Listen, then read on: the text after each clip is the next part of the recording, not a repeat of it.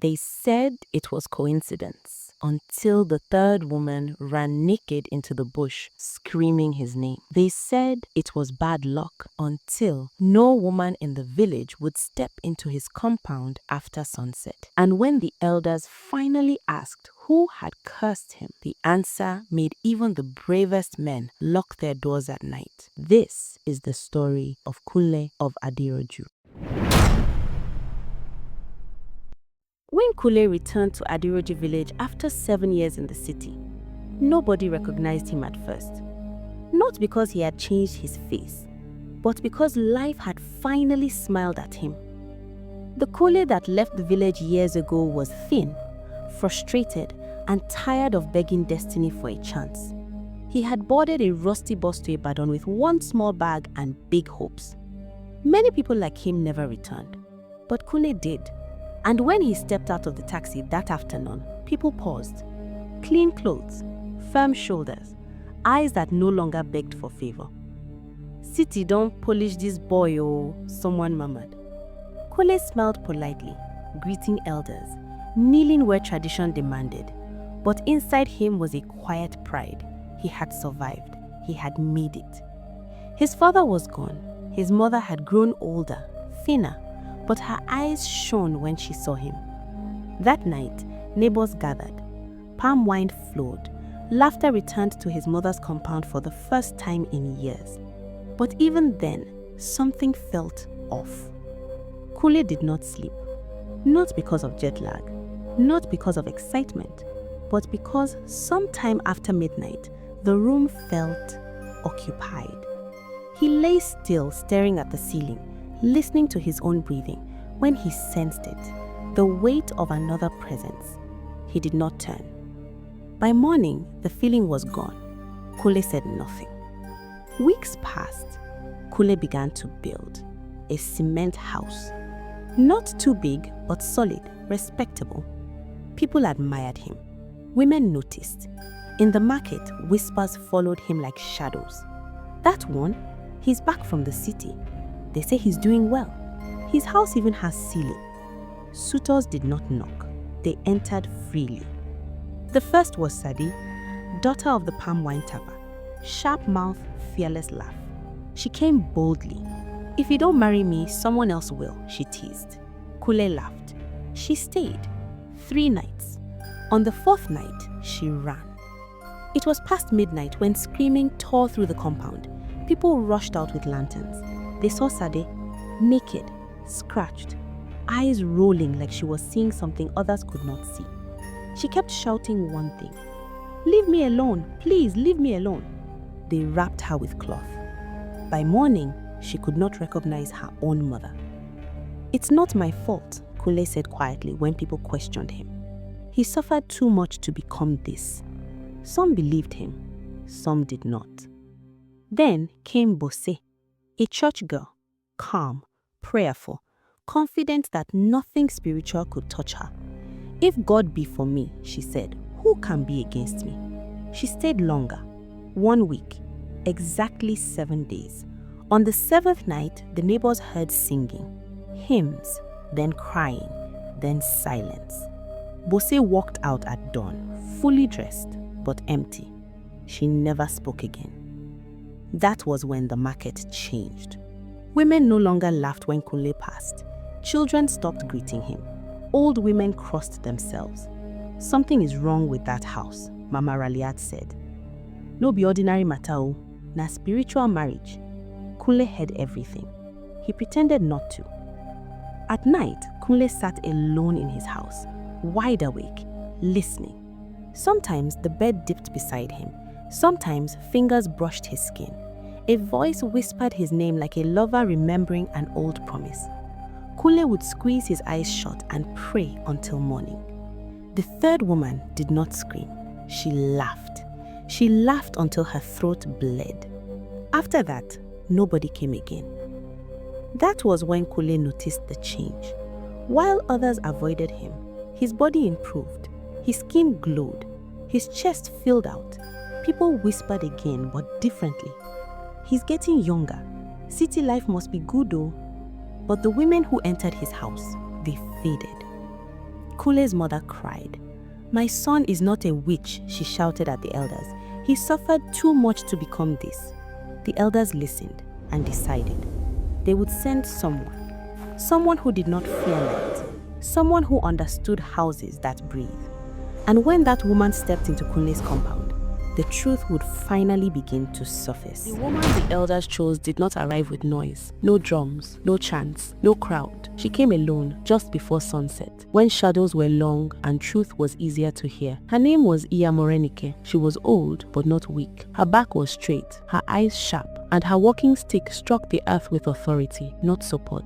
This was a woman who had buried fear long before she buried husbands. When she entered Kunle's compound, she did not greet the house. She greeted the ground. "Whoever is here that does not belong to flesh," she said calmly, "you will reveal yourself tonight." Kunle watched from the doorway. His mouth was dry. "I didn't invite this thing," Kunle said quickly. "I swear, I don't even understand it." Iya Morenike looked at him. "You don't need to understand fire for it to burn you," she replied. "You only need to know when it started." Night fell gently, too gently. No dogs barked, no insects sang. It was the kind of silence that presses against the ears. They sat in the sitting room, one lamp, no generator. Iya Morenike received food. "No offering yet," she said. "We must listen first." At exactly midnight, the house reacted. Not violently, not suddenly. The walls creaked like old bones stretching. The air thickened, heavy with warmth, like a body just left a bed. Kunle shifted. "I feel it every night," he whispered, "like someone is awake." Iya Morenike looked at him. "You don't need to understand fire for it to burn you," she replied. "You only need to know when it started." From the bedroom came a sound, a slow dragging, not footsteps, more like fabric brushing skin. The bed dipped. Kunle jumped to his feet. "No," he shouted. "I'm here." The lamp flickered. A breath brushed Kunle's neck. Iya Morenike struck the floor once with her stick. "Enough," she commanded. "If you want him, speak."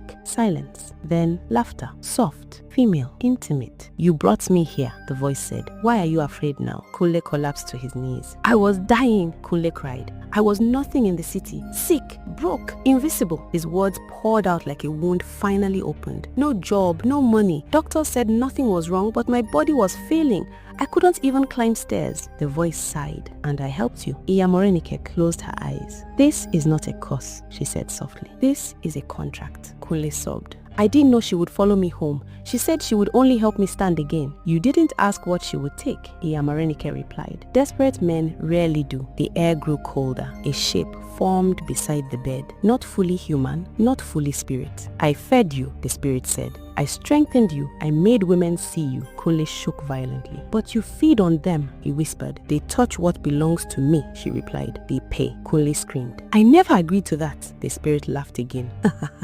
"You agreed to survive." Hands emerged from under the bed, cold, tight. They grabbed Kunle's ankles. He screamed his mother's name. The lamp went out. Darkness swallowed the room. Iya Morenike began to chant, loud now, sharp, words older than fear. She struck the ground repeatedly. The hands withdrew. The shape recoiled. "This thing feeds on affection," Iya Morenike said softly. "Warmth, desire, presence." "When women stopped coming," Kunle whispered, "it started draining me." "Yes," she replied. "That is why you haven't slept peacefully." She turned to Kunle. "You are already tired, but not fully taken." Kunle looked up, eyes red. "Can it be ended?" Iya Morenike paused. "Yes, but the price," she hesitated, "is not small." Before Kunle could ask more, the spirit spoke again. "This ends tonight, or balance will be restored another way." The house trembled. Dawn was still far.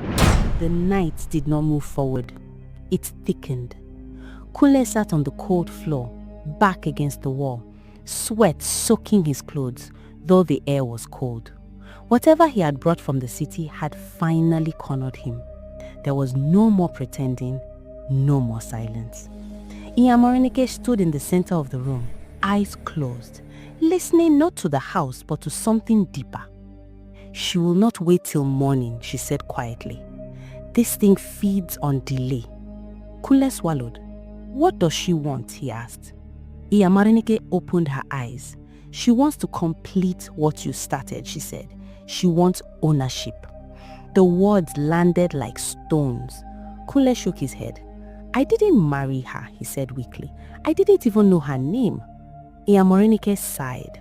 "You don't need a name to bind a soul," she replied. "Only consent." Kunle's mind drifted back to the city. A night he had tried to forget.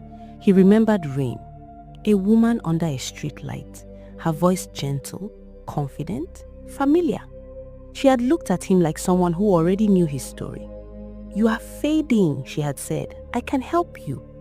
"I followed her," Kunle whispered. Not to a house, but to a room that felt alive. Iya Morenike nodded slowly. "Spirits don't hide," she said. "They wait." The temperature dropped.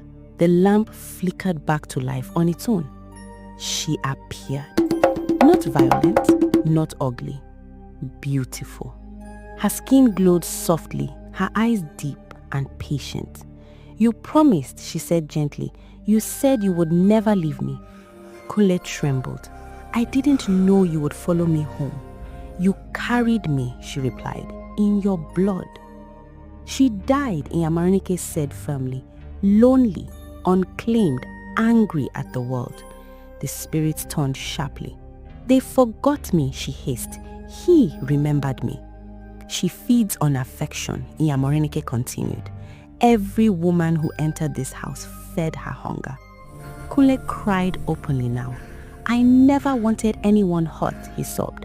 "I just wanted to live." "And you did," Iya Morenike said, "on borrowed life." She turned to Kunle. "There is one way to end this." Kunle looked up. "You must return what you took." Silence filled the room. Kunle laughed bitterly. "My house? My money? Everything?" Iya Morenike shook her head. "No," she said. "Your future." The spirit stepped closer. "Come with me," she whispered. "No more fear, no more shame." Kunle felt the pull. Warm, familiar, final. He turned to Iya Morenike. "If I go," he asked, "will the village be free?" She nodded once. "Yes." Kunle closed his eyes. "All my life I have been running," he said softly. "Let it end." Iya Morenike struck the ground 3 times. She began to chant. The house shook violently. Wind burst through the windows. Kunle screamed as strength drained from his body. Years of borrowed vitality ripping away. His skin dulled. His legs gave way. "Tell my mother I tried," Kunle whispered. The spirit took his hand. They dissolved into the air like smoke touched by wind. Morning came. The house was empty. No body, no blood, just silence. Kunle's mother wailed when she heard. The women slowly recovered. The madness faded. The house was locked forever. No one slept there again. They say on quiet nights you can still hear breathing from the bedroom. Not waiting, remembering. Because some lives are not stolen, they are exchanged.